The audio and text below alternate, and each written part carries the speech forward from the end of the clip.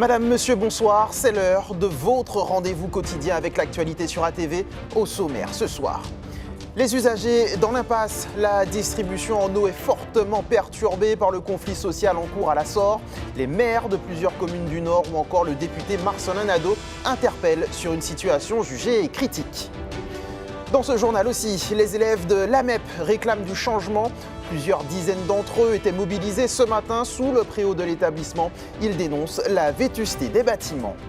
Et puis la sécurité sous tous les angles à Saint-Joseph. Une quarantaine de caméras seront installées prochainement dans la commune. La municipalité souhaite renforcer son dispositif de vidéosurveillance. On en parle dans quelques minutes.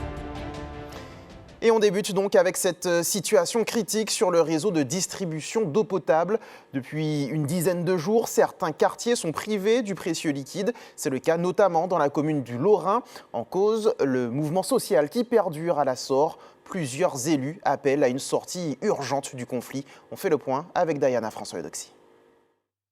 Il n'y a pas d'eau. Et ça a duré un moment. Cela fait maintenant 10 jours que Francine n'a pas vu d'eau couler dans ses robinets. Habitante du quartier Font-Labour au Lorrain, son secteur est souvent touché par les coupures. Pour elle, cette situation est insupportable. Il faut que je prenne l'eau de puits pour verser dans mes WC. Après mes WC s'abîment. L'eau pour laver, il faut que je prenne un endroit. Je pique de l'eau dans des endroits pour faire ma vaisselle. Alors c'est pas normal. Moi je suis énervé, je suis en colère, je suis tout. Parce que là, on a ras-le-bol de tout ça. Et puis en plus, quand un couple à chaque fois, mais c'est quand je t'envoie la facture est salée. Et bien moi personnellement, j'ai dit ça là maintenant, moi je vais pas payer. Merci Katia. Face à ce problème récurrent, certains font preuve de solidarité en distribuant de l'eau aux personnes en difficulté, comme Katia, vice-présidente de l'association Glomand Capo. Elle dénonce les inégalités de distribution d'eau d'un quartier à l'autre. Pourquoi à un niveau on a de l'eau et de l'autre côté on n'a pas de l'eau? Ce système de couvrir Saint-Paul, découvrir Saint-Paul pour recouvrir Saint-Pierre, ça c'est pas pour moi non plus. Je suis désolée. À un moment donné, on a droit à l'accès à l'eau. C'est un droit fondamental. Il faut qu'il y ait de l'eau. Moi, je ne suis pas d'accord qu'on ait de l'eau à un endroit et d'autres personnes n'ont pas d'eau pendant des jours et des jours. Que les gens prennent conscience de la souffrance qu'on a au quotidien pour aller chercher de l'eau. Des coupures d'eau qui paralysent le fonctionnement de toute la commune. Le maire a pris un arrêté pour fermer des écoles aujourd'hui, les écoles primaires et maternelles. Donc, ce qui veut dire que un certain nombre d'écoles sont privées d'eau. Mais les quartiers qui sont encore impactés, c'est surtout Bonne-Capot, le secteur Font-Labour et Mondégras. D'ailleurs, ça fait plus d'une semaine, voire qui restent sans eau, ce sont les quartiers plus impactés. Plusieurs communes du Nord sont également impactées par les coupures. Aujourd'hui, les maires disent stop à cette situation et le député Marcelin Nadeau appelle à une sortie de conflit urgente à la Sore. Je pense aux personnes âgées, je pense aux personnes malades, je pense aux mères de famille, aux enfants. Je pense aussi aux services publics essentiels comme l'éducation qui sont empêchés de fonctionner normalement. Donc tout cela a fait que je décidais effectivement d'intervenir parce qu'en fait, dans le système institutionnel et politique, bon, chacun a ses responsabilités, ses compétences. Un député n'est pas forcément compétent pour ces problèmes directement de gestion locale, notamment de gestion locale de l'eau. Cela étant, moi, je crois que les gens sont exaspérés, ils m'ont saisi, ils m'ont appelé, et j'ai trouvé légitime de pouvoir intervenir dans ce conflit pour en sortir par le haut. Ce matin, les grévistes étaient mobilisés au siège de la Sore au Robert. Si la demande des salariés concernant le versement de la deuxième partie de leur prime a été prise en compte, aujourd'hui, le paiement des jours de grève est au cœur du conflit. Cap-Nord a signé un contrat avec la Sore. Sur ce contrat, il est inscrit que la prime devait être versée dès la première paye. Ça n'a pas été respecté. La prime a été versée en 2 fois, ce qui n'était pas écrit dans le contrat non plus. Aujourd'hui, la deuxième tranche a été versée, sauf qu'on a été obligé de faire grève pour que les engagements qui étaient écrits dans le contrat soient respectés. De son côté, la direction de la Sore affirme que les actes de vandalisme perpétrés sur le réseau d'eau ces derniers jours sont principalement à l'origine des problèmes d'alimentation actuels. Près de 50 000 usagers ont été privés d'eau la semaine dernière. Des réunions, qualifiées de décisives par la direction de la Sore, auront lieu cette semaine avec Cap-Nord, plusieurs maires et la préfecture. Au Robert, les services municipaux étaient fortement perturbés aujourd'hui. L'intersyndicale CGTM-SOM, CDMT, UGTM était mobilisée. Elle réclame, entre autres, l'amélioration des conditions de travail au sein de la municipalité. Conséquence directe du mouvement, la restauration scolaire n'a pas été assurée. Plusieurs écoles sont d'ailleurs restées fermées. Louis Sabas. Services municipaux, restauration scolaire et plusieurs écoles fermées. Depuis jeudi dernier, la routine des parents d'élèves est perturbée. Pas de cantine ou de garderie, alors on s'organise comme on peut. C'était plus simple de garder mes enfants à la maison. Ce matin, en télétravail, je lui donne à manger, je la ramène à l'école et moi je pars au travail. Si on ne peut pas, il faut trouver une solution avec les grands-parents. Enfin, c'est vraiment pas évident. Cette situation, la conséquence d'un mouvement de grève de la CDMT, l'UGTM et de la CGTM-SOM qui touche les services municipaux du Robert. Des mobilisations distinctes pour dénoncer entre autres les conditions de travail, le non-respect des accords ou pour la promotion des agents. Ce matin, la CDMT rencontrait le maire. Nous avons déposé un préavis de grève depuis le lundi 15 qui prenait effet aujourd'hui, lundi 22. On a des inquiétudes par rapport à la situation financière de la ville, des inquiétudes et surtout des incertitudes. On ne nous donne pas vraiment d'informations, donc on voulait avoir des informations. Mais on a aussi le problème d'engagement pris avec nous lors de protocoles précédents qui ne sont pas respectés. Pour la municipalité, il s'agit de régler au plus vite la situation. C'est vrai que nous sommes toujours ouverts au dialogue, et je dirais même très ouverts. Nous avançons sur les doléances. Ça nous permet justement dans le même temps de pouvoir rapprocher quelque part ces syndicats. Je souhaite qu'on arrive à travailler davantage tous autour d'une table. Et les choses semblent plutôt bien engagées. La CGTM-SOM a trouvé satisfaction en début de matinée. Pour nous, la grève est terminée, les barrages ont été enlevés par nous. La cantine, la mairie, le service technique, le service, le rôle de sport. On reprend le travail demain. Demain, le maire devrait rencontrer le syndicat UGTM pour, il espère, un retour rapide à la normale au Robert. Autre mobilisation à la MEP, cette fois, où ce sont les élèves qui dénoncent la vétusté de l'établissement Foyalais. Selon eux, les conditions d'accueil ne seraient pas propices à un apprentissage en bonne et due forme. Le reportage d'Hélène Serniac. Sous le préau des dizaines d'élèves mobilisés, aujourd'hui ils n'iront pas en cours, une manière de manifester leur ras-le-bol. Leur première complainte, la vétusté des bâtiments. T'as les toilettes, donc les chasses qui coulent, les trous dans les murs, etc. qui font que à côté, dans les vitres, les persiennes qui sont cassées, qui font qu'on voit le voisin et que quelqu'un d'autre peut même nous voir dans les toilettes. Donc c'est vraiment pas possible en fait. Les élèves dénoncent des climatiseurs cassés rendant la chaleur dans les salles insupportable, des toilettes détériorées, des vestiaires dont les douches ne fonctionnent plus. Autre revendication, les élèves se plaignent de leur emploi du temps. Par exemple, les options qui sont sur les mêmes horaires que les spécialités ou, dans mon cas, il n'y a pas du tout d'option malgré le fait que j'ai été inscrite avec en fin mai, début juin. Dès ce lundi matin, des échanges ont eu lieu entre les élèves et la direction de l'établissement. Des solutions sont imaginées mais nécessitent l'intervention de l'administrateur judiciaire.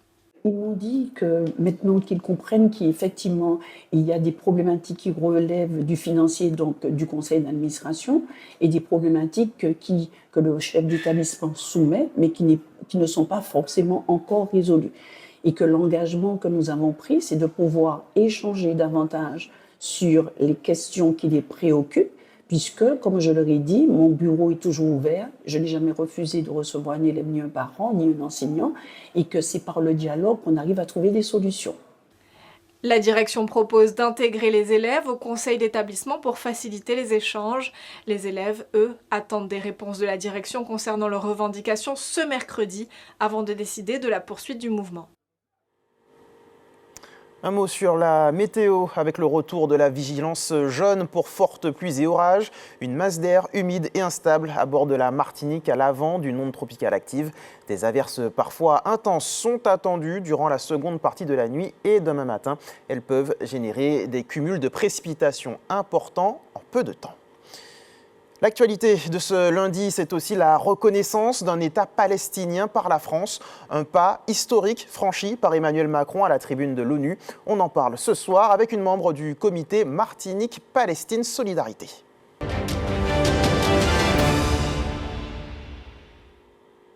Myriam El Mahamar, bonsoir. Bonsoir. Merci d'avoir accepté notre invitation. Alors je le disais, un pas historique avec cette reconnaissance d'un État palestinien par la France, prononcée par Emmanuel Macron ce matin face à l'ONU.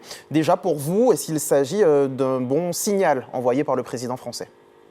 Alors, déjà merci pour l'invitation. Cette reconnaissance de l'État palestinien, c'est un point important, c'était nécessaire. Après plus de 70 ans d'apartheid, de colonisation et d'occupation.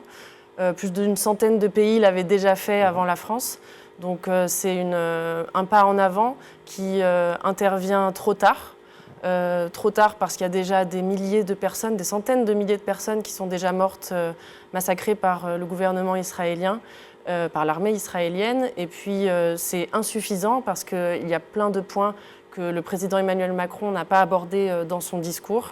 Donc c'est quelque chose pour lequel on est pour, bien sûr, mais insuffisant. Ça n'a pas encore assez loin à votre sens. Voilà. On rappelle également qu'Emmanuel Macron a précisé qu'il n'installerait pas d'ambassade à Gaza tant que tous les otages israéliens détenus n'auraient pas été libérés et tant qu'un cessez-le-feu finalement n'aurait pas non plus été décrété.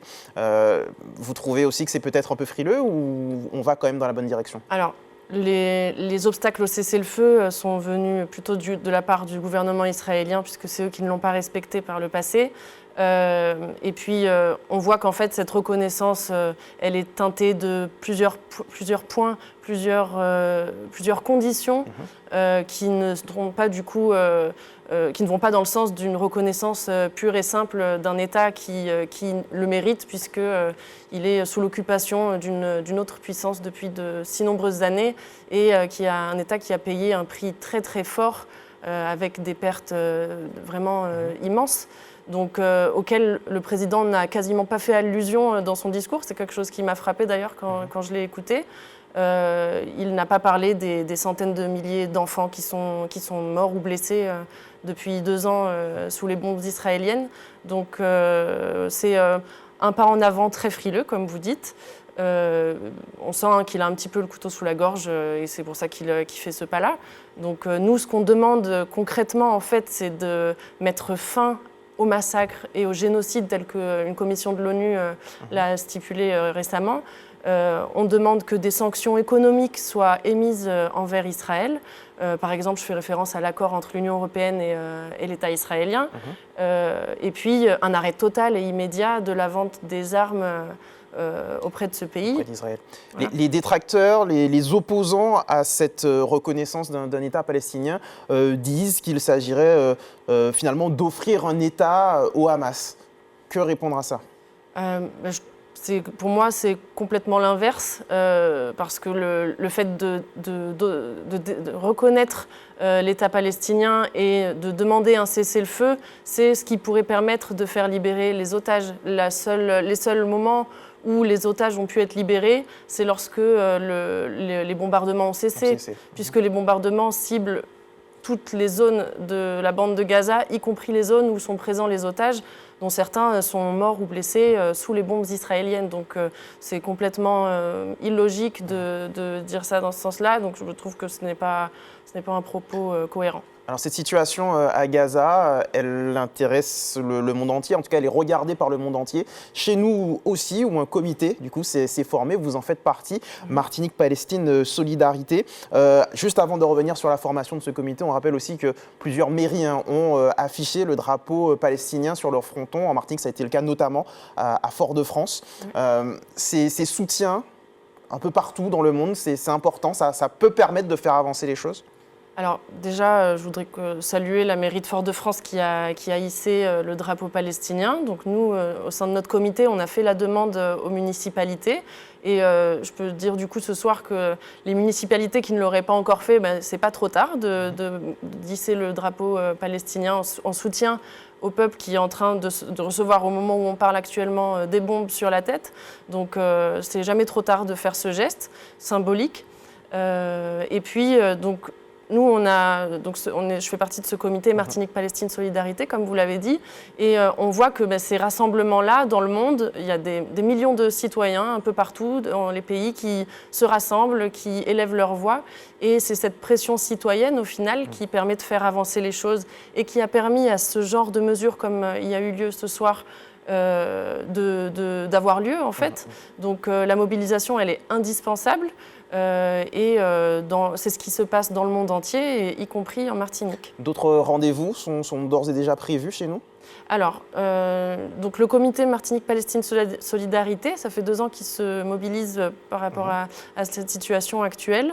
Donc on a un certain nombre de membres et on attend, on invite toutes les organisations, toutes les Martiniquaises et tous les Martiniquais et tous ceux qui aimeraient nous rejoindre à venir donc sur nos réseaux pour parler avec nous, ou bien directement à notre prochaine réunion qui se tiendra ce jeudi à la Maison des syndicats à Fort-de-France à 18h. Et puis il y aura aussi un stand samedi prochain, samedi 27 septembre, de 10h à 13h dans la ville du Lamentin, sur la place Alicaire. Ces 2 rendez-vous sont bien notés. Merci beaucoup Myriam El-Mahamar d'avoir accepté notre invitation ce soir. Prenons à présent la direction de Saint-Joseph. La municipalité s'apprête à déployer une 40aine de nouvelles caméras de vidéosurveillance sur son territoire. Un renforcement du dispositif de sécurité qui ne fait pas l'unanimité. Certains habitants s'inquiètent d'une surveillance jugée excessive. Les explications de Ryan Aneas. Les Joséphins les ont peut-être remarquées. Elles sont pour la plupart déjà installées, mais d'autres vont bientôt renforcer le système de sécurité de la commune.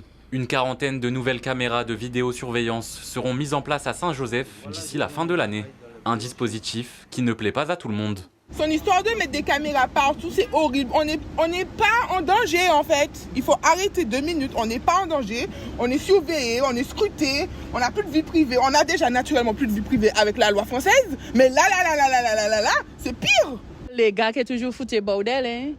Mais moi trouvé, l'argent il a dépensé les caméras, il y a un pont côté moi, presque toute l'année, il était ça rangé, il avait rangé chimé là. Dans un climat où la sécurité sur notre territoire inquiète, la municipalité choisit d'élargir son champ de vision. Ces nouvelles caméras permettront aux gendarmes et à la police d'être informés en temps réel, des équipements qui en rassurent certains, comme Claude, commerçant du bourg de la commune, qui se dit rassuré par cette initiative. C'est une bonne chose, ça ne peut être qu'une bonne initiative. Je crois qu'il est important effectivement de prendre conscience qu'il y a beaucoup de choses à faire et ça fait partie donc nécessairement de la prévention. Même si la prévention reste quelque chose de beaucoup plus large, une véritable prise de conscience individuelle et collective au niveau des familles, au niveau des adultes, de toute la communauté joséphine véritablement et de la Martinique entière. Je crois qu'il faut prendre conscience que nous avons un pays magnifique et que c'est ensemble que nous allons y arriver. Le maire de Saint-Joseph, Yann Monplaisir, l'assure. Ces caméras supplémentaires sont nécessaires dans le contexte actuel de notre territoire. Voir ce qui se passe ou ce qui s'est passé, a posteriori, quelquefois malheureusement, mais au moins ça peut servir à trouver les coupables. À mon avis, c'est essentiel. Aujourd'hui, c'est une attente de la population. Nous avons une population qui est vieillissante, donc qui est très sensible à ces problèmes d'insécurité. Nous avons de plus en plus de violence, de plus en plus de jeunes qui sont impliqués. Il faut donc prendre l'ensemble de la problématique et essayer de lui apporter des réponses. Apporter des réponses pour les 16 500 habitants de la commune qui ne sont pas tous en accord avec ces yeux électroniques. Et tous les objectifs étaient braqués sur elle pour son anniversaire. Jenny Etienne, surnommée Mantiti, a passé le cap des 100 ans entourée de sa très grande famille à Rivière-Pilote. Un moment très émouvant pour cette couturière de profession. Les images d'Axel Guiteau, commentées par Hélène Sérignac.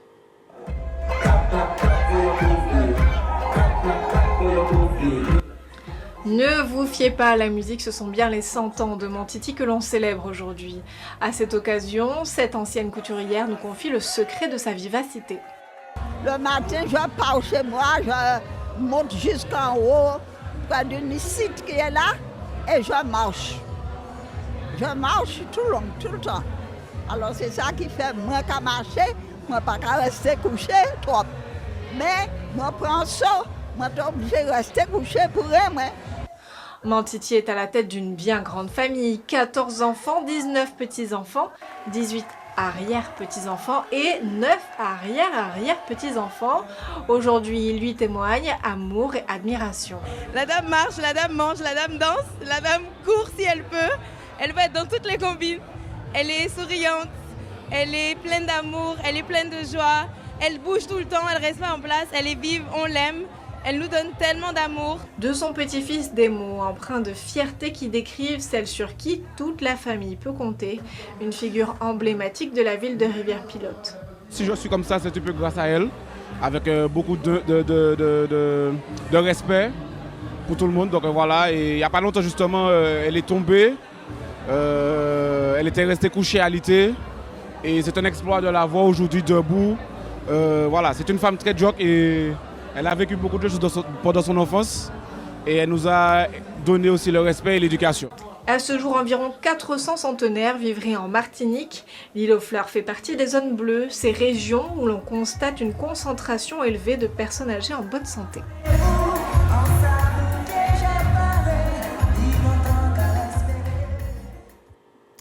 Très en forme, Mantiti. Place au sport. Le week-end a été marqué par la victoire du club colonial en finale de la Coupe de France féminine de football. Chez les hommes, on disputait la deuxième journée du championnat de Régional 1. Et puis en basket, l'heure était aussi à la Coupe de France avec les quarts de finale. Tour d'horizon avec Caril Chassol et Marc Michel.